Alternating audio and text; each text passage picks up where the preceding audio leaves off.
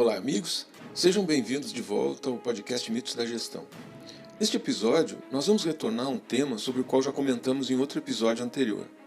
E voltamos a falar sobre isso porque esse tema está cada vez mais insistente na mídia e, pior, na cabeça das pessoas, avançando daquilo que poderia ser uma cultura para aquilo que nós podemos hoje chamar de uma síndrome. Nós vamos falar mais um pouco sobre o movimento woke. A cultura woke está se espalhando muito rapidamente nos campi das universidades e começa a ser discutida também no Brasil, em várias universidades, em vários setores da sociedade. Os defensores do wokeismo querem conscientizar as pessoas sobre as relações de dominação e injustiça social que são conduzidas pelo sistema político dos seus países.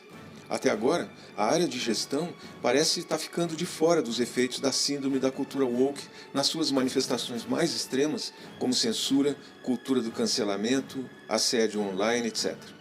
Mesmo assim, se examinarmos alguns dos trabalhos acadêmicos mais recentes da área da gestão, vamos poder identificar temas que são, entre aspas, sensíveis, que mesmo tendo sido abordados em momentos anteriores, podem ser difíceis de abordar nos próximos anos sob a pressão desse wokeismo. De qualquer maneira, são muitos os riscos que o wokeismo apresenta para a pesquisa acadêmica na área da gestão. O wokeismo é particularmente relevante para as ciências sociais, especialmente no contexto dos estudos sobre o colonialismo, o patriarcalismo e também o feminismo. Por exemplo, muitos departamentos de história por aí estão fazendo pesquisas para questionar os antecedentes de políticos ou pensadores famosos do passado com o propósito de realçar uma eventual posição racista, mesmo que tenha sido breve e apenas um arrobo juvenil, mas mesmo assim para servir como argumento para desacreditar o pensamento e o trabalho desses pensadores. Mais recentemente, porém, a síndrome da cultura woke parece estar se alastrando aos departamentos de ciência política ou mesmo aos departamentos de ciência e tecnologia, atacando o trabalho de muitos investigadores de renome. Por exemplo, o New York Times, nos Estados Unidos, relata que investigadores canadenses que trabalham com DNA antigo estão agora tomando cuidado de procurar ouvir os descendentes reais dos crânios que estão estudando para confirmar suas descobertas. A razão para isso é que os investigadores chocaram ou ofenderam os povos aborígenes ao usar termos como crânio número 14, considerados culturalmente insensíveis para se referirem a um ancestral tribal. De um modo mais geral, é a governança das universidades que está sendo posta em questão, especialmente quando parece que o conselho de administração ou o conselho universitário não inclui as minorias de uma forma significativa. A pesquisa na área da gestão não parece estar preocupada com os abusos do wokeismo, mesmo que as práticas de gestão, como as iniciativas sociais corporativas, estejam já começando a ser atacadas. Certamente, a síndrome da cultura woke está gradualmente se espalhando pelo mundo dos negócios, como pode testemunhar o caso de Antônio Garcia Martinez. Recrutado em abril de 2021 pela Apple para assumir o comando da sua plataforma de publicidade, esse cara que era ex-gerente do Facebook foi demitido um mês depois de uma petição ter sido assinada por mais de 2.000 funcionários da Apple que protestavam contra a sua contratação. O motivo do descontentamento estava relacionado com a publicação de um livro autobiográfico de Antônio Garcia Martinez em 2016, no qual alguns trechos foram considerados sexistas ou racistas. Por outro lado, parece que, por enquanto, os pesquisadores da área da gestão parecem estar protegidos dos ataques do wokeismo. Mas olha, nada indica que essa situação de tranquilidade e sossego vá durar por muito tempo. E é possível imaginar que as contribuições da área de recursos humanos serão rapidamente atacadas em certas dimensões sexistas, por exemplo, quando se trata de questionar o sacrifício que as mulheres estão dispostas a fazer pelo sucesso da sua carreira empresarial. De acordo com o dicionário Merriam-Webster, a palavra woke vem de uma gíria americana e refere-se a uma maior consciência de questões sociais importantes, particularmente de justiça social. Foi em fevereiro de 2008 que a cantora norte-americana Erykah Badu, com a faixa Master Teacher, trouxe o mantra I Stay Waked para a cultura popular, especialmente entre os millennials. Como um sistema de pensamento, o wokeismo se refere diretamente à ideia de ter ciência ou conhecimento político ou cultural, especialmente sobre questões relacionadas com comunidades marginalizadas. De certa forma, uma pessoa que adota o wokeismo finalmente acorda para a opressão de uma minoria. O wokeismo, então, engloba diversas lutas sociais em torno de questões de igualdade, justiça e defesa das minorias. A luta contra o racismo, a luta contra o sexismo ou a luta pelos direitos LGBTQIA+. O resultado é uma multiplicidade de modos de ação, por vezes questionáveis, como a censura, a reavaliação do passado sob um ponto de vista atual, a cultura do cancelamento e as campanhas de assédio online. O wokeismo combina ideias de interseccionalidade que sustentam que certas discriminações se somam, o que inclui pessoas em situação de discriminação e, por isso, denuncia sistemas de opressão e preconceito relacionados ao gênero e à orientação sexual. No final das contas, o wokeismo é uma espécie de conceito abrangente que pode ser aplicado em quase todos os países. Para tanto, basta identificar uma forma importante de opressão numa região ou nação específica, dar a conhecer que cada indivíduo deve ser mais sensível a ela e propor uma teorização que desafie qualquer possibilidade de alternativa ou simplesmente uma leitura mais matizada daquele fenômeno social estudado. Ainda mais seriamente, pode-se imaginar que os investigadores que estudam esse fenômeno de forma científica, utilizando uma abordagem metodológica rigorosa, possam ser acusados de defender indiretamente o sistema opressor. As palavras racista e racismo são cada vez mais utilizadas pela mídia dos países.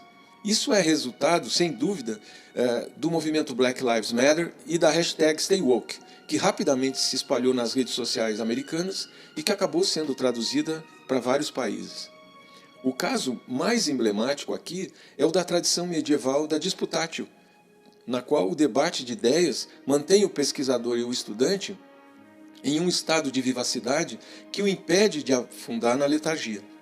Na época do Renascimento, a disputatio apareceu sob a forma de desafios baseados numa ética de confronto intelectual, onde a reputação dos estudiosos estava em jogo por meio de suas capacidades argumentativas. Foram então implementadas regras rigorosas para organizar os debates em referência a uma disputa acadêmica, saudável e produtiva. Mas tudo indica que nos dias de hoje seria demais esperar que esse legado histórico continuasse presente, evitando ao mesmo tempo muitas aberrações wokeistas que acabam tornando difícil, se não impossível, qualquer argumento acadêmico sobre questões sociais. Olha, nós sabemos que existem inúmeros temas gerenciais que foram estudados no passado e acabaram se transformando em grandes contribuições acadêmicas. Mas hoje eles podem ser contestados caso o wokeismo se espalhe mesmo pela área da gestão. As sociedades modernas são regularmente atravessadas por fenômenos sociais que questionam o funcionamento de muitos de seus setores. Com o wokeismo, é a investigação acadêmica que está agora sob ataque por conta de alguns dos seus trabalhos que são acusados de contribuir para a discriminação de minorias. Nos Estados Unidos, a possibilidade do debate aberto sobre certas questões sensíveis já não está mais garantida. Por isso, em 2021, foi criado o Journal of Controversial Ideas, para que se possa acolher artigos rejeitados por conta de uma perspectiva wokeista. O editorial da primeira edição é explícito sobre o ambiente acadêmico atual. Alguns estudantes exigiram que os oradores que defendem opiniões que eles consideram ofensivas sejam impedidos de falar na sua universidade e que os professores que defendem opiniões que os alunos consideram questionáveis sejam punidos ou mesmo demitidos. Por enquanto, a comunidade acadêmica da área de gestão não parece estar sofrendo de tais extremos, mesmo que reconheça que muitas práticas de gestão já estão sendo influenciadas pelo wokeismo. Por isso, não é impossível que em breve os livros didáticos de estudiosos e pesquisadores conceituados tenham que ser completamente reescritos para apagar teorias que possam ser consideradas discriminatórias. Mesmo assim, é possível reconhecer que os avanços no conhecimento, especialmente no campo da gestão estratégica, decorrem de uma capacidade de misturar diversas ideias e teorias de diferentes campos e depois confrontar os quadros resultantes com questões organizacionais do mundo real. Por outro lado, a cultura woke considera que certas questões fundamentais para a gestão não devem mais ser estudadas, porque adotam uma visão unicamente operacional e neutra da injustiça social, e isso acaba por impedir que a pesquisa traga à tona realidades que estão ocultas. Essa ameaça é real e hoje já parece uma loucura subestimá-la. Com o sucesso de teorias de gestão como o Taylorismo, o Fordismo e depois o Toyotismo, a teoria da gestão deu origem a uma poderosa forma de racionalidade baseada na eficiência, na rapidez e na confiabilidade na gestão das operações. De certa forma, é possível falar de uma ideologia gerencial que representa o mundo apenas como um espaço de trocas fluidas a serviço do capitalismo e do neoliberalismo, ao mesmo tempo em que libera os lados mais sombrios relacionados, por exemplo, com as condições de trabalho das populações mais carentes. De forma mais ampla, a teoria da gestão se refere a uma espécie de modernidade por meio da implementação de técnicas e conhecimentos que permitem a conquista territorial de novos espaços de produção e de consumo.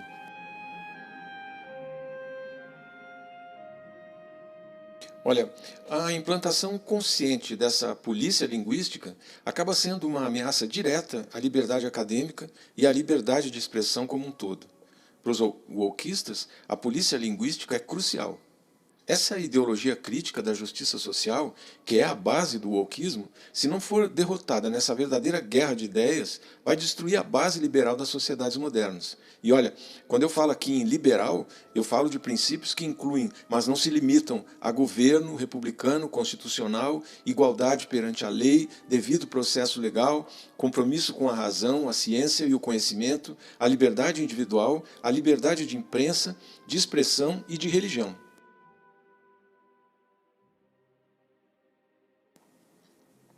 Como a ideologia da justiça social crítica é agora o paradigma dominante nas universidades, ela acabou fluindo para todas as grandes instituições sociais, para os meios de comunicação e até para as grandes corporações.